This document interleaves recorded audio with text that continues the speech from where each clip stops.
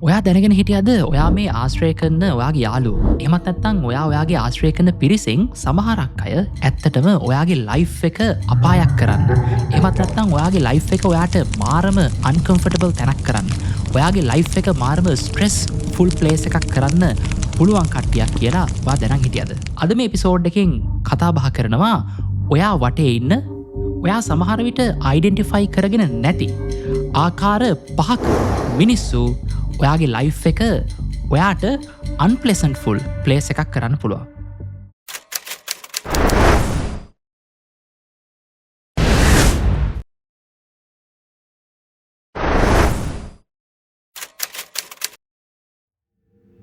අද එපිසෝඩෙන් අපි කතා කරනවා අපි කොහොමද අඳුනගන්නේ ඔයාගේ වටේ ඉන්න ඔයත් එක්ක නිතර ආශ්‍රය කරන හැබැයි ඒත් ඔයාගේ ලයිෆ් එක බොහොම අමිහිරි ප්ලේස් එකක් බවට පත් කරන්න පුළුවන් පුද්ගලයෝ කවුද ඒගොල්ලන්ව අඳුනගන්නේ කොහොමද කියලා. අද එපිසෝඩ් එකට පාදක වෙන්නේ බිල් එඩි මහත්මයාගේ මෙන්න මේ පොත. ඒ තමයි 5 types of people who can ruin your life. ඉතින් මේ පොත අපිට වැදගත් වෙන්නේ කොහොමද? මේ පොත අපිට වැදගත් වෙන්නේ මේ පොතේ අපිට දීලා තියෙනවා අපි වටේ ඉන්න ආකාර පහක පුද්ගලයෝ අපේ ජීවිතවලට නරක විදිහට ඉම්පැක්ට් එකක් කරන්න පුළුවන්. කොටිම කිව්වොතින් ඔයාගේ ලයිෆ් එක බොහොම අමිහිරි ප්ලේස් එකක් බවට පත් කරන්න පුළුවන් ආකාර පහක් ගැන පුද්ගලයෝ කොහොමද හඳුනගන්නේ කියලා මේ පොතේ පැහැදිලිව විස්තර කරලා තියෙනවා. ඉතින් අපි දැන් පොඩ්ඩකින් කතා කරමු කොහොමද අපි මේ එක පුද්ගලයාව අඳුරගන්නේ මොන වගේ බිහේවියර්ස් දේගොල්ලන්ගේ තියෙන්නේ. ඉතින් විශේෂයෙන්ම රියල් ලයිෆ් වාට එක්සැම්පල් එකක් එක මම පැහැදිලි කරන්නම්. මෙන්න මේ වගේ පුද්ගලයෙක් තමයි මෙන්න මේ ටයිප් එකෙන් කියවෙන්නේ කියලා. ඉතින් ඔයා ඩේලයිට් පොඩ්කාස්ට් එකට අලුතෙන් එකතු වෙන කෙනෙක් නම් ඔයාට පුළුවන් අපේ channel එක subscribe කරන්න. ඒ වගේමයි අපි audio version එකකින් සහ video version එකකින් කරපු podcast episode 110ක් තියෙනවා ඕගොල්ලන්ට මේ episode එක බැලුවට පස්සේ කැමති නම් ගිහිල්ලා බලන්න පුළුවන්. ඉතින් එහෙමනම් අපි යමු පළවෙනි type එකේ කට්ටිය මොන වගේද කියලා බලන්න. ඉතින් මම මේ හැම type එකකම අන්තිමේදී කියනවා HCPs කියලා. ඉතින් HCPs කියලා කියන්නේ highly conflict personalities කියන එක. ඉතින් බේසිකලි HCP කෙනෙක් කියලා කියන්නේ ඒගොල්ලෝ නිතරම ලොකු ආගියුමන්ට් එකක් ගේනවා මොකක් හරි ප්‍රශ්නයක් ආවට පස්සේ. ඒ වගේමයි ඒගොල්ලෝ ගැන ගොඩාක් ලොකුවට කතා කරනවා. හැබැයි ඒගොල්ලෝ ගොඩක් වෙලාවට ප්‍රොබ්ලම් එකක් සොල්ව් කරනවට වඩා කරන්නේ තවදුරටත් ඒ ප්‍රොබ්ලම් එක මහා පරිමාණයේ ප්‍රශ්නයක් බවට පත් කරන එක තමයි ඒගොල්ලෝ බේසිකලි කරන්නේ. ඒ වගේමයි ඒගොල්ලෝ ඇති කරන ප්‍රශ්නයට ඒගොල්ලෝ නිතරම අනිත් පුද්ගලයන්ට බයිනවා. ඉතින් මේ HCP කෙනෙක් කියලා බොහොම සරලව කියන්නේ අන්න ඒ වගේ ටයිප් එකක් කියලා ඔයා දැනට අයිඩියා එකක් තියාගන්න. ඉතින් අපි මෙන්න මේ වගේ HCPsලා පහක් ගැන තමයි මේ එපිසෝඩ් එකේදී කතා කරන්නේ. ඉතින් මේ පොතට අනුව පළවෙනි ආකාරය තමයි narcissistic HCPs කියලා කියන්නේ. ඉතින් අපි බලමු මේ HCP ටයිප් එක මොන වගේද කියලා බොහොම සරලව විස්තර කරගෙන. ඉතින් මේ නාර්සිසිස්ටික් HCPsලා නිතරම හිතනවා ඒගොල්ලෝ අනිත් අයට වඩා විශේෂයි කියලා. ඒ වගේමයි ඒගොල්ලෝ නිතරම හිතනවා අනිත් පුද්ගලයන්ගෙන් ඒගොල්ලන්ට ස්පෙෂල් ආකාරයක ට්‍රීට්මන්ට් එකක් හම්බෙන්න ඕන කියලා. ඒ විතරක් නෙමේ විශේෂම දේ ඒගොල්ලෝ පොඩ්ඩක්වත් කෙයා කරන්නේ නැහැ අනිත් අයගේ ෆීලිංගස් ගැන. ඉතින් ඒ වගේමයි ඒ වගේ කෙනෙක් ඔයත් එක්ක කොච්චර ළඟින් හිටියත් නොදන්නා පිරිසක් එක්ක වුණත් ඒ වගේමයි ඔයා හොඳටම අඳුරන පිරිසක් ඉස්සරහා වුණත් ඔයාට කිසිම ගාණක් නැතුව ඔයාව ඉන්සල්ට් කරන්න පුළුවන් ඒගොල්ලන්ට. ඒ වගේමයි ඒගොල්ලෝ ඒ වගේ දේවල් කොච්චර කරත් ඒගොල්ලෝ හිතනවා ඔයා ඒ කිසි දෙයක් ගණන් ගන්න නැතුව ඔයා ඒ කිසි දෙයක් ගාණක් නැතුව වගේ ඒගොල්ලොත් එක දිගටම ඉන්න ඕන ඒගොල්ලන්ට හොඳින් ට්‍රීට් කරන්න ඕන කියලා. ඉතින් ඒගොල්ලන්ට තේරුණුතින් ඔයා නිකමට හරි ඒගොල්ලන්ව ඉග්නෝ කරනවා කලින් වගේ නැහැ කියලා ඒගොල්ලන්ට සෑහෙන කේන්තියනවා. ඒ වගේම අය කේන්තිය පිට කරන්න අනිත් අයට එක දේවල් කියලා ඔයා ගැන නරක ප්‍රතිරූපයක් වුණත් ඇති කරන්න පුළුවන්කමක් තියෙනවා. මම හැම ටයිප් එකටම එක්සාම්පල්ස් දෙකක් දෙන්න. හරි. ඔන්න දැන් මේ ටයිප් එකට මම කියන පළවෙනි එක්සාම්පල් එක තමයි ඉතින් ඔන්න හිතන්නකෝ ඔයත් එක්ක වැඩ කරන ප්ලේස් එකේ ඔයත් එක්ක ඉන්නවා වැඩ කරන පුද්ගලෙක් වගේ වැඩ කරන යාළුවෙක්. ඉතින් එයා නිතරම හිතනවා එයා තමයි මේ ජොබ් එකේ හොඳම කෙනා. එයා තමයි මේ ජොබ් එක හොඳටම කරන්නේ. ඒ වගේමයි එයාගේ ලෙවල් එකට වැඩ කරන්න වෙන කිසිම කෙනෙක්ට බැහැ කියලා එයා හිතාගෙන ඉන්නවා. ඒ වගේමයි බොස් එක්ක හරි වෙන කායෙක් හරි මීටින් එකක් තිබ්බොත් ඒ මීටින් එක ඉස්සරහා තවත් කෙනෙක්ව ඒ කියන්නේ ඔයාව ක්‍රිටිසයිස් කරන්න ඔයාට අනම්මනම් නරක දේවල් කියන්න පිරිසක් ඉස්සරහා එයා පොඩ්ඩක්වත් පැකිලෙන්නේ නැහැ. ඉතින් ඒ විතරක් නෙමෙයි මොකක් හරි සාකච්ඡාවකදී හරි මොකක් හරි රිපෝට් එකකදී හරි ඒ කෙනාගේ සුළුම හරි වැරද්දක් ඔයා පොයින්ට් අවුට් කරොතින් එයාට ඒකට සෑහෙන්න කේන්ති යනවා. එතකොට එයා ඔයත් එක්ක ගොඩක් තරහ වෙනවා. එතකොට එයා ගොඩක් ඒකට ඔයත් එක්ක කේන්ති ගන්නවා. ඒ විතරක් නෙමෙයි අනිත් පුද්ගලයන්ට ගිහිල්ලා කියනවා ඔයා එයාගේ කැරියර් එක නැති කරන්න හදනවා. එයා ඔයා ගැන කේලම් කියනවා. අන්න ඒ වගේ ඔයා ගැන ලොකු ආකාරයක නරක චිත්‍රයක් අනිත් පුද්ගලයොත් එක්ක මවනවා. ඉතින් සමහර විට ඔයාට කාව හරි මතක් වෙනවත් ඇති නේද? ඔයා වැඩ කරන තැන මෙවයි කෙනෙක් ඉන්නවද? පොඩක් හිතලා බලන්න. හරි. අපි එක්සාම්පල් දෙවෙනියක් ගමු. ඒ ටයිප් එකටම ගැලපෙන. ඒ කියන්නේ narcissistic HCPs ලගේ second example එක. හිතන්න ඔන්න ඔයාගේ පවුලේ කවුරු හරි නෑදෑ කෙනෙක් ඉන්නවා. ඉතින් ඒ නෑදෑයා හිතන් ඉන්නවා එයා තමයි හැමදේම දන්නේ. එයා තමයි මොකක් හරි දෙයක් කරන්න ගත්තොත් ඒ දේ හරියාකාරයෙන් ඒක හොඳටම කරන්න පුළුවන් පුද්ගලයා එයා තමයි කියලා හිතනවා. නිතරම එයාගේ සක්සස් එක ගැන එයා අනිත් කට්ටියත් එක්ක උදම් මනනවා. ඉතින් ඒ විතරක් නෙමෙයි. හිතන්නකෝ ඔයා මොකක් හරි සක්සස්ෆුල් දෙයක් කරා කියලා. ඒ වගේමයි ඔයා මොකක් හරි ඉස්කෝලේ යනවා, එහෙම නැත්නම් කැම්පස් එකට යනවා, මොකක් හරි ජොබ් එකේ ප්‍රොමෝෂන් එකක් ගත්තා. ඔයා මොනවා හරි හොඳ දෙයක් කරා කියලා හිතමුකෝ. හැබැයි ඒ කෙනාට අනුව ඒ කෙනා කරපු දේවල් එක්ක ඔයාගේ ඇචීව්මන්ට් එක ගණන් ගන්නවත් පුළුවන් තරමේ දෙයක් නෙමෙයි. කවුරු හරි මතක් වෙනවද එහෙම කියද්දි? හරි. ඉතින් මේකත් ඒ narcissistic HCPs කියන එකට තව එක උදාහරණයක් තමයි. ඉතින් මම පොඩ්ඩක් එක්ස්ප්ලেইন කරන්නම් බොහොම සරලව. ඉතින් කොහොමද මේ වගේ ටයිප් එකේ කෙනෙක් ඔයාගේ ලයිෆ් එකේ ඉන්නවා නම් එයාත් එක්ක ඩීල් කරන්න කියලා. ඉතින් ඔයා කරන්න පුළුවන් හොඳම දේ තමයි ඒ කෙනත් එක්ක ආගියු කරන්න නැතුව, ඒ කෙනත් එක්ක රණ්ඩුවට යන්න නැතුව ඉන්න එක. ඔයාට ටිකක් කාම් වෙලා ආගියු කරන මයින්ඩ්සෙට් එකෙන් අයින් වෙලා පුළුවන් තරම් ඒ කෙනාව මගහැරලා ඉන්න එක තමයි ඔයාට කරන්න පුළුවන් දේ. මොකද ඒ වගේ ටයිප් එකේ එක්කෙනෙක් එක්ක ඔයා ආගියුමන්ට් එකට ගියොත් අන්තිමට එයා යාගේ උපරිම එෆර්ට් එක දරනවා ඔයාව නරක පුද්ගලයෙක් කියලා අනිත් කට්ටියට හේතු ගන්නවන්න. ඉතින් ඒ කට්ටියව මගහැරලා ඉන්න එක තමයි ඔයාට කරන්න පුළුවන් හොඳම දේ. එකක් ඒක ඔයාගේ මානසික නිදහසට හොඳයි. අනිත් එක ඔයාගේ ලයිෆ් එකේ ගොඩක් ඇස්පෙක්ට්ස් වල දේවල් වලට ඒක හොඳ දෙයක් වෙයි. ඊළඟට අපි කතා කරනවා borderline HCPs ලා ගැන. ඉතින් මේගොල්ලෝ හරිම අමුතු ජාතික කට්ටියක්.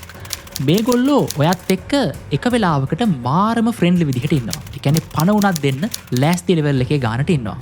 හැබැයි එහෙම වුණාට ඒගොල්ලන්ගේ මූඩ් එක මාරම ඉක්මනට චේන්ජ් වෙනවා.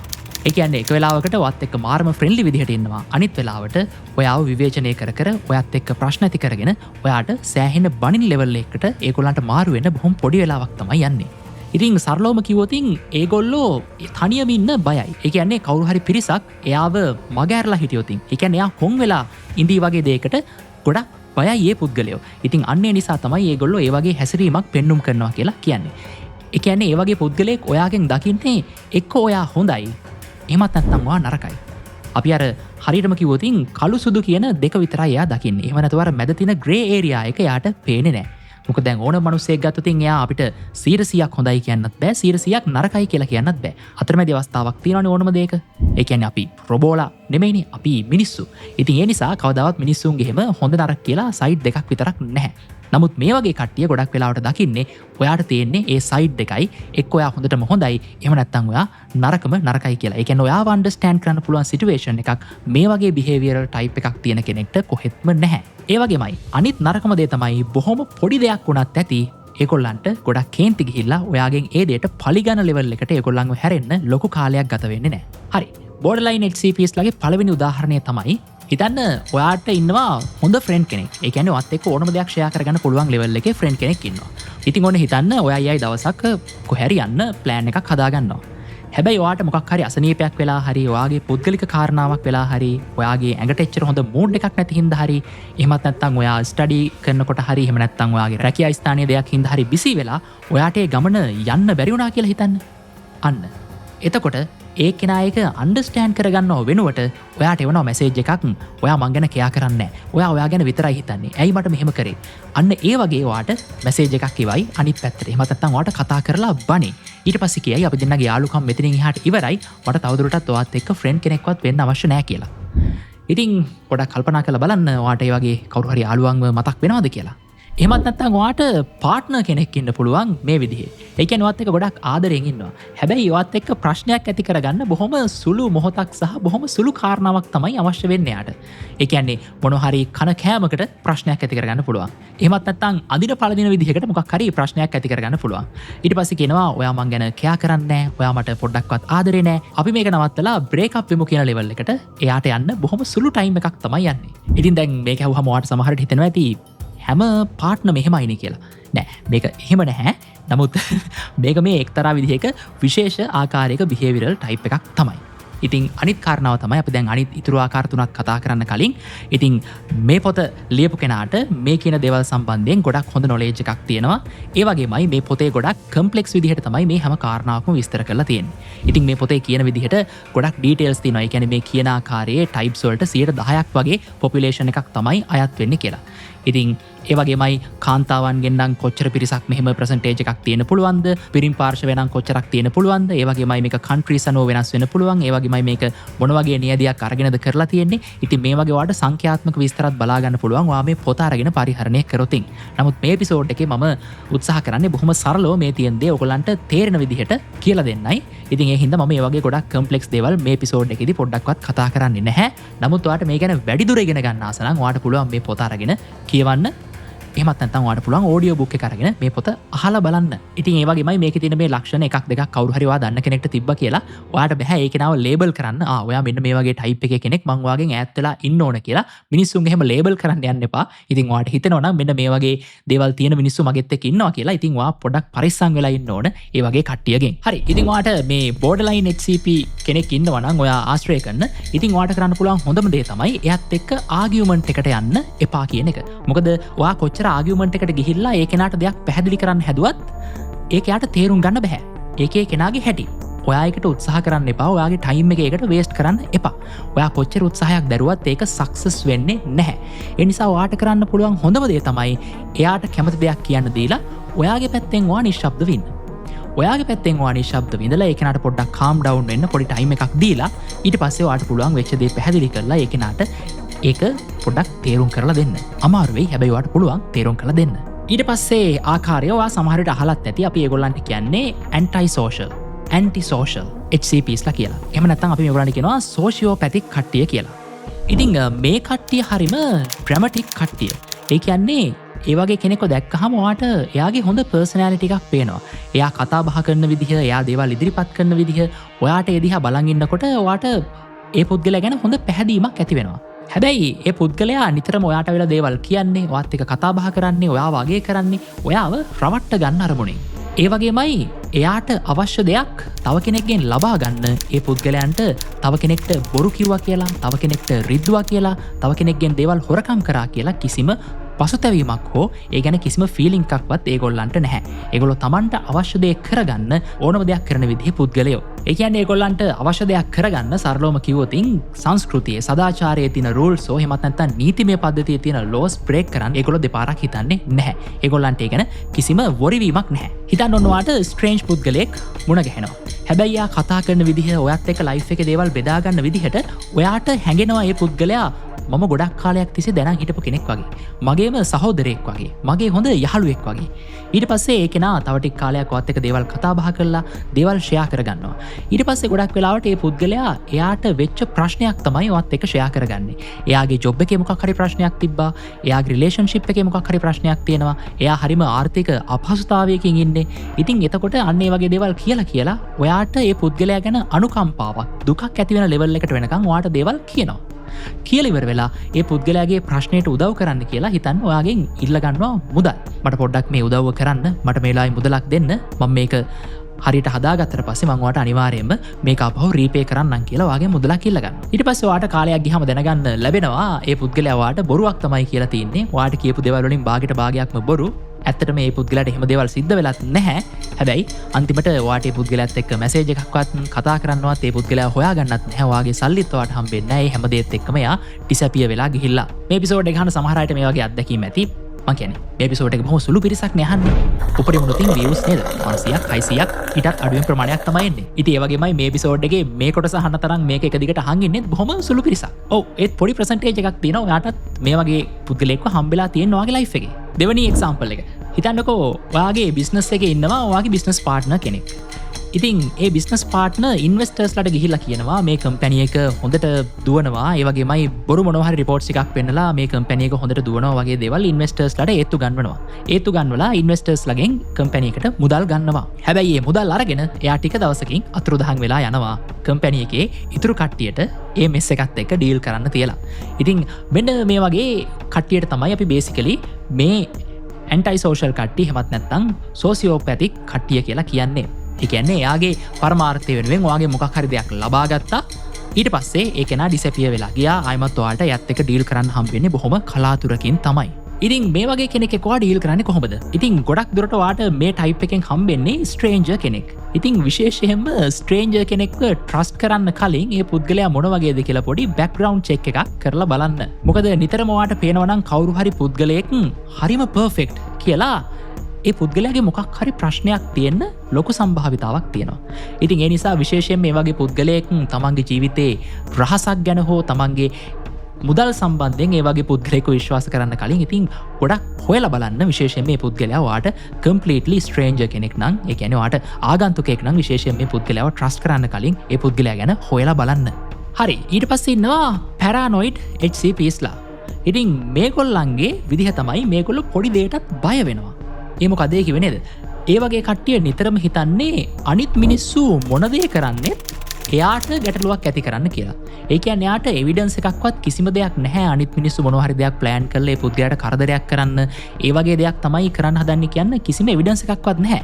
හැබැයි ඒ පුද්ගලයාට එහෙම හිතෙනවා. ඒ කියන්නේ එයා නැති තැන කවුරු හරි එයාගේ යාළුවෝ ටිකක් එකතු වෙලා කතා බහ කරොතින්, එහෙමත් නැත්නම් ඔෆිස් එකේදී හරි කොහරි තැනක ඒ පුද්ගලයා නැතුව තව කවුරු හරි කට්ටියක් මීටින් එකක් ගත්තොතින් එයාට හිතෙන්නෙම අනිත් කට්ටිය එයාට මොනවා හරි දෙයක් කරන්න හදනවා කියලා. ඉතින් ඒ නිසා ඒගොල්ලෝ නිතරම ඒ ගැන බයෙන් තමයි ඉන්නේ. ඉතින් සමහර වෙලාවට ඔයාගේ නෝමල් ඇක්ෂන් එකක්, ඔයාගේ නෝමල් බිහේවියර් එකක් වුණත් ඒ කෙනාට හිතෙන්න පුළුවන් එයාට හාම් වෙන දෙයක් තමයි ඔයා කරන්නේ කියලා. ඉතින් මේ වගේ කට්ටිය තමයි ඔය වගේ කන්ස්පිරසිස් ගැන බිලීව් කරලා එයාට කිසිම එවිඩන්ස් එකක් නැති වුණත් එයාගේ හිත ඇතුලෙන් එයා කියන දේ අහලා ඔයාට මුලින්ම ඇටැක් කරනවා ඒ කෙනා. ඇටැක් කරනවා කියනවාට මේ ගහන්න එනවා නෙමෙයි. නමුත් ඔයත් එක්ක මුලින්ම ප්‍රශ්නයක් ඇති කරගන්න එනවා. හැබැයි ඔයාට හාන් කවිසි එක අයිඩියා එකක්වත් නැහැ. මේ මිනිස්සයා මොකක් ගැනද මේ කියන්නේ කියලා.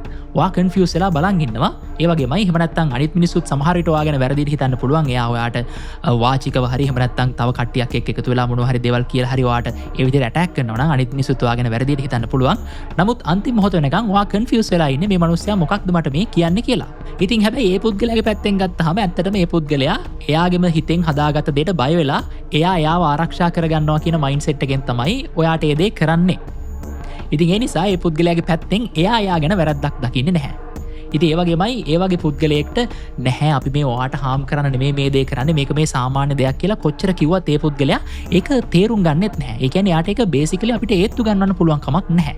හිතන්නකෝ ඔයාගේ ඔෆිස් එකේ ඉන්නවා කවුරු හරි ඔයත් එක්ක වැඩ කරන කෙනෙක්. ඉතින් හිතන්න ඔයාගේ ෆෝන් එකට කවුරු හරි මැසේජ් එකක් දැම්මත් එයාට හිතෙනවා මේ කම්පැනි එකේ මං ගැන මොකක් හරි කේලමක් මං ගැන මොකක් හරි අනවශ්‍ය දෙයක් බොස්ට කියන්න නැත්නම් වෙන කාට හරි කම්ප්ලේන් කරන්න මෙයාට මේ මැසේජ් එකක් ආවේ. මෙයාත් මේ ප්ලෑන් එකේ කොටසක්. එහෙමත් නැත්නම් හිතන්නකෝ එයා නැති WhatsApp group එකක් හරි group chat එකක් හරි තියෙනවා කියලා. ඒ වගේම එයාට ඒක දැනගන්නත් ලැබෙනවා. එතකොට එයා හිතන්නේ එයා ගැන අනවශ්‍ය දේවල් කියන්න එයා ගැන කාට හරි කම්ප්ලේන් කරන්න තමයි අර WhatsApp group එක හදලා තියෙන්නේ කියලා. හැබැයි ඇත්තට මේක හදලා තියෙන්නේ නිකන් මේ ෆන් එකට මැසේජ් කරන්න. එහෙම නැත්නම් මොකක් හරි අත්‍යවශ්‍ය කාරණාවකට. හැබැයි ඒ පුද්ගලයා නැති නිසා එයා හිතනවා අරක හදලා තියෙන්නේ එහෙම දෙයකට කියලා. ඉතින් සරලවම කිව්වොත් එයාට අන්තිමට පේන්න ගන්නේ මේ කම්පැනි එකේ ඉන්න හැම කෙනෙක්ම එයාව එතනින් යවන්න එයාට විරුද්ධව වැඩ කරන නිකන් සංවිධානයක කට්ටියක් වගේ. ඒ වගේමයි ඔයත් ඒකෙම කොටසක් කියලා තමයි ඒ කෙනාට හිතෙන්නේ. දෙවන උදාහරණ තමයි හිතන්නකෝ ඔයා ටිකක් ලොකු ෆැමිලි එකක. හිතන්නකෝ ඔයා සාමාන්‍යයෙන් ෆැමිලි මෙම්බර්ස්ලා කීපයක් එක ගෙදරක ජීවත් වෙන කට්ටියක් කියලා. ඉතින් මේ වගේ වෙනකොට හිතන්න එක ෆැමිලි මෙම්බර් කෙනෙක් හිතනවා කිසිම එවිඩන්ස් එකක්වත් කිසිම හේතුවක්වත් නැතුව ගෙදර ඉන්න කවුරු හරි එයාගෙන් සල්ලි හොරකම් කරනවා කියලා. ඉතින් ඔන්න එයා ගෙනහල්ලා දොරට අගුළු දෙකකුත් දානවා. එයාගේ යතුරුත් වෙනස් කරනවා. යතුරුත් හංගනවා. ඒ වගේමයි සල්ලි තියෙනවා කොහරි කබඩ් එකක හංගලා ලොක් කරලා තියෙනවා. ඉතින් එයා හිතනවා නිතරම මේ ගෙදර ඉන්න කෙනෙක් එයාට අයිති දේවල් ගන්න හදනවා බලෙන්. එහෙමත් නැත්නම් එයා නැති වෙලාවට එයාගේ කාමරේට ඇවිල්ලා ඒ දේවල් හොරකම් කරනවා. ඉතින් ඔන්න ඔය වගේ දේවල් අදහස් ටිකක් ඔළුවෙන් හදාගෙන ඒ කෙනා ඒ වෙනුවෙන් ප්‍රොටෙක්ට් වෙන්න උත්සාහ කරනවා. සමහර විට ඒ කෙනාට හිතනොතින් ඔයා තමයි එයාගේ මේ දේවල් ගන්නේ මේ දේවල් හොරකම් කරන්නේ එයාට මේ අනවශ්‍ය දේවල් කරන්නේ කියලා ඔන්න එතකොට එයාට ඔයත් එක්කත් ප්‍රශ්නයක් ඇති කරගන්න සිද්ධ වෙනවා. දැන් මේ වගේ කට්ටියත් එක්ක අපි ඩීල් කරන්නේ කොහොමද? ඉතින් බොහොම සරලව කලින් අර කිව්වා වගේ දෙයක් තමයි කියන්න තියෙන්නේ. ආගියු කරන්න රණ්ඩුවට යන්න එපා ඒ වගේ පුද්ගලයොත් එක්ක. මොකද මේ පුද්ගලයෝ කරන්නේ ඒගොල්ලන්ට හරි කියලා හිතෙන දේ. ඉතින් ඒ නිසා ඔයා කොච්චර ඒ කෙනත් එක්ක ආගියු කරත් ඒ කෙනාට ඒ දේ තේරුම් ගන්න පුළුවන් කැපැසිටි එකක් නැහැ. ඉතින් ඒ හින්දා බොහොම සරලව පොලයිට් විදිහකට පැත්තකට වෙලා තමන්ගේ වැඩක් බලාගෙන හිටියොත් තමයි ඔයාට ඒ වගේ ප්‍රශ්න මගේ අරගන්න පුළුවන් වෙන්නේ. එහෙම නැතුව ඔයා අයත් එක්ක ආගියුමන්ට් එකකට ගිහිල්ලා හිතන්නකෝ එක මොහොතක හරි ඔයා කතා බහ කරලා ඒ කෙනත් එක්ක ඒ කියන්නේ ආගියුමන්ට් එකකින් දින්න කියලා. ඒත් ඔයා ඒ කෙනාට කිසිම දෙයක් ප්‍රූව් කරලවත් ඒ කෙනාට දෙයක් තේරුම් අරගෙනවත් නෙමෙයි ඉන්නේ. ඒ වෙලාවේ ඔයාගේ දක්ෂතාවය නිසා ඔයාගේ ආගියුමන්ට් එකෙන් දෙන්න. හැබැයි ඒ ක්‍රමයට දිගටම ඉස්සරහට යන්න ගියොත් ඔයාගේ ලයිෆ් එක ස්ට්‍රෙස්ෆුල් වෙන එක විතරයි වෙන්නේ. ඉතින් ඒ පුද්ගලයාට ඇත්තටම කිසිම දෙයක් ඔයාට තේරුම් කිරීමේ හැකියාවක් ලැබෙන්නේ නැහැ. හරි. ඊට පස්සේ අපිට ඉන්නවා හිස්ට්‍රියොනික් HCPsලා. මේගොල්ලොත් ටිකක් විදිහ අමුතු ජාතියක කට්ටියක්. මේගොල්ලෝ හරිම කැමති ඒගොල්ලෝ ගැන අනිත් පුද්ගලයෝ හොයලා බලනවට. අපි කියනවා ඇටෙන්ෂන් සීකර්ස්ලා කියලා. ඒ කියන්නේ අනිත් කට්ටිය එයාට ඇටෙන්ෂන් එක දෙනවට එයා මාරම කැමති. එයා ඒකට හරිම ආදරය කරනවා. ඉතින් විශේෂයෙන්ම ඒගොල්ලෝ නිතරම ලොකු ස්ටෝරිස් කියනවා ඒගොල්ලන්ව නෝටිස් වෙන්න. ඒ කියන්නේ අනිත් අය නිතර කතා බහ කරන්නේ නැති දෙයක් හරි එහෙම නැත්නම් තමන්ගේ ලයිෆ් එකේ බොහොම පොඩි දෙයක් හරි. ඉතින් මෙන්න මේ වගේ දෙයක් බොහොම ලොකුවට අනිත් කට්ටියත් එක්ක කතා බහ කරනවා. අනිත් කට්ටියට කියනවා අනිත් කට්ටියගේ ඇටෙන්ෂන් එක යාගේ පැත්තට ගන්න. අපි අර සමහරලාවට කියන්නේ ඩ්‍රාමා කිං ඇන්ඩ් ඩ්‍රාමා ක්වීන් කියලා. ඉතින් අන්න ඒ වගේ කට්ටිය තමයි මේ අය. හිතන්නකෝ ඔයත් එක්ක මේ ආශ්‍රය කරන ඔයාගේ කවයේ ඉන්න කෙනෙක් තමයි. හැබැයි යා හිටි ගමන් හයියෙන් අඬන්න ගන්නවා. කිසිම හේතුවක් නැතුව. අන්තිමට හේතුව මොකක්ද කියලා බැලුවට පස්සේ කවුරු හරි එයා අඳුරන කෙනෙක්ට හරි එයාගේ යාළුවෙක්ට හරි එයාගේ බර්ත්ඩේ එක අමතක වෙලා. ඉතින් මේ බොහොම සරල කාරණාවක්. ඒ කියන්නේ අනිත් මිනිසුන්ට මතක තිබිලා මේ අවට ඉන්න කට්ටියට ඒකට ඇටෙන්ෂන් එකක් එයාට හම්බෙලා ඒත් අර එක්කෙනෙක්ට ඒක අමතකුණා කියලා යා ලොකුවට අඬන්න ගන්නවා. ඉතින් එයා අඬන්න ගත්තට පස්සේ අනිත් කට්ටිය එනවා අනේ දුක් වෙන්න එපා ඔහොම තමයි මේ කට්ටිය කියලා. ඒ කියන්නේ තව වටේ ඉන්න 4-5 දෙනෙක් ඇවිල්ලා එයාව නිකන් සනසවනවා. එයාට ඇටෙන්ෂන් එක දෙනවා. අන්න එතකොට තමයි ඒ කෙනාට හිතට සැටිස්ෆැක්ෂන් එකක් එන්නේ. එයාට ප්‍රීතියක් එන්නේ. ඉතින් අන්න ඒ වගේ බොහොම පොඩි කාරණයකුත් ලොකු දෙයක් කරගෙන ඒගොල්ලෝ ඇටෙන්ෂන් එක සීක් කරනවා. බලන්න කවුරු හරි මතක් වෙනවද කියලා මේ දේවල් කියද්දි. හරි. දෙවනි උදාහරණය. හිතන්නකෝ කවුරු හරි සෝෂල් මීඩියා ඉන්ෆ්ලුවෙන්සර් කෙනෙක් ඉන්නවා කියලා. ඉතින් එයාගේ තියෙන තනිකරම ඩ්‍රාමා තමයි කියලා හිතන්න.